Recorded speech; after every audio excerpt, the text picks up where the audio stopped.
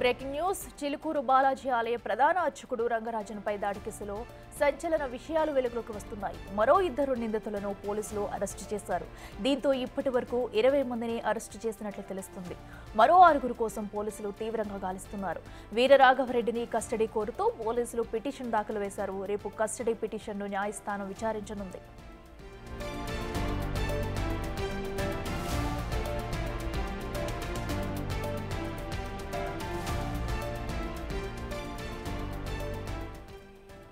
ఇదే అంశానికి సంబంధించి మరింత సమాచారం మా ప్రతినిధి సురేష్ లైవ్ లో అందిస్తారు. సురేష్, చెప్పండి. ఇప్పటికే వీరరాఘవరెడ్డి సైన్యం నుంచి అయితే ఇప్పటికే 20 మందిని కూడా పోలీసులు అరెస్ట్ చేసినట్టు తెలుస్తుంది. ఇంకా ఎంతమంది ఉన్నారు, వారిని పట్టుకునేందుకు ఎలాంటి చర్యలు తీసుకుంటున్నారు, డీటెయిల్స్ ఏంటి? రంగరాజన్ దాడి కేసులో మొత్తం ఇప్పటి వరకు వీరరాఘవరెడ్డితో కలిపి 20 మందిని అరెస్ట్ చేసి రిమాండ్కి తరలించారు. మరొక 6 పరారులో ఉన్నారు. వారి కోసం పోలీసులు గాలిస్తున్నారని చెప్పేసి కూడా మొయినాబాద్ పోలీసులు చెప్తున్నారు. అయితే వీరరాఘవరెడ్డి రిమాండ్ రిపోర్ట్లో అనేక సంచలన విషయాలు పోలీసులు వెల్లడించారు. ఒక ఆర్మీని తయారు చేసి వారితోని ఒక ప్రతిజ్ఞ చేయించాడు. తాను ముక్కోటి శివుడినని, తాను శివుని రూపంలోనే వచ్చాను స్వయంగా అని చెప్పేసి కూడా తాను పూర్తిగా ఎవరైతే 26 మందికి ట్రైనింగ్ ఇచ్చి వారితో ఒక ప్రతిజ్ఞ చేశాడు.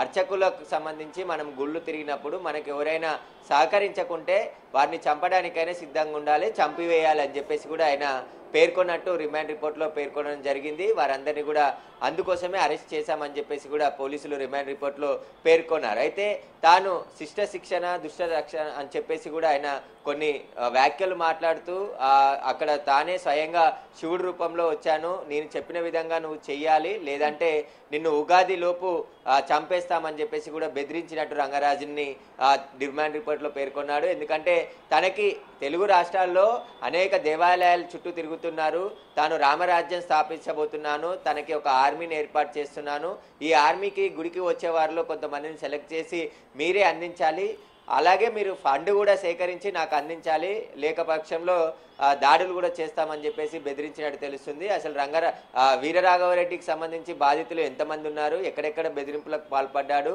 అసలు ఈయన బ్యాక్గ్రౌండ్ పైన కూడా పోలీసులు ఇప్పటికే పూర్తి దర్యాప్తు ప్రారంభించారు.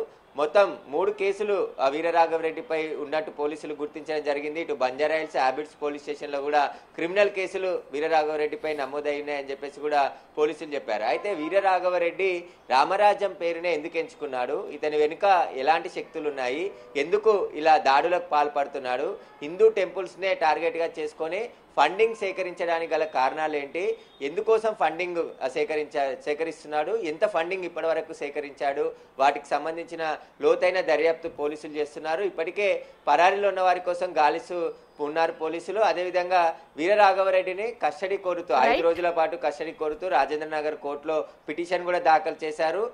రేపు వీరరాఘవరెడ్డికి సంబంధించిన కస్టడీ పిటిషన్ పై విచారణ జరిగి ఆయనని కస్టడీకి అనుమతిస్తే పోలీసులు రేపు ఆయనను కస్టడీ కూడా తీసుకునే అవకాశం ఉంది. ఆ తర్వాత కేసును లోతుగా దర్యాప్తు చేసి వీరరాఘవరెడ్డి వెనకాల ఎవరున్నారనే దానిపైన పోలీసులు దర్యాప్తు చేస్తున్నారు. Right Suresh, thank you.